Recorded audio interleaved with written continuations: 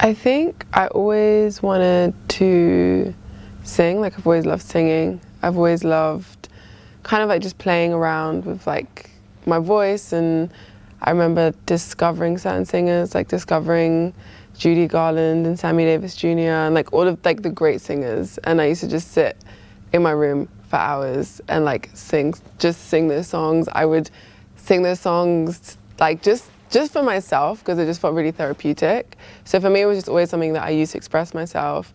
And then when I moved to Germany, that was when I'd made the conscious decision to become a singer, because I was like, I want to sing, but my voice doesn't do what I want it to do yet, so I should go and take classical lessons. So, and I'm German, so I'm half German, so I live with my grandparents there. So it's like the perfect place to do it.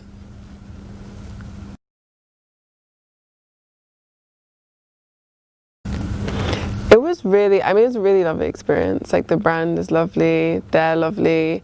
It's so nice to walk with other girls who do different things. And I walked in Paris and I walked to like a song I just released, so that was really nice. It's nice when you kind of can bring stuff you do in fashion together with what you're doing in music. And I also just love the clothes. I love the thigh-high boots.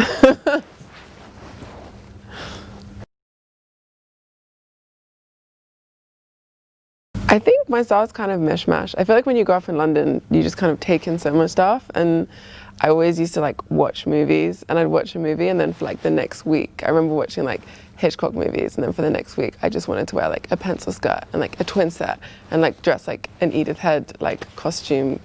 So I think it's always been quite mishmash, and yeah, like which I think is like a really big thing when you grow up in London. You just, like, it doesn't have like a specific world, it just kind of is all built over the place.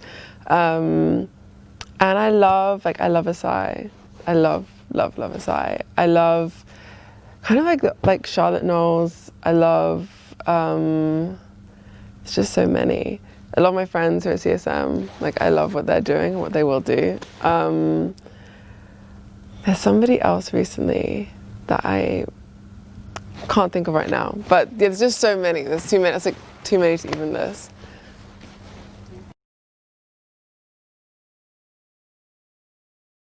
So important. I think it's so important. I think also just to have ownership of yourself as a woman. Like, it's so important. And I think we live in a world where, especially when you grow up as a girl, like, you always become like somebody else's version of yourself, and it's like you exist to be molded by other people. And for me, having that ownership of my music ultimately means I have, because it's my expression, it's how I communicate with myself, it's how I communicate with other people, it's how I communicate how I feel about the world. So to have ownership of that is to have ownership of myself. And I think it's so important. I think it's so important for anyone who makes anything that is an extension of themselves to have ownership of it.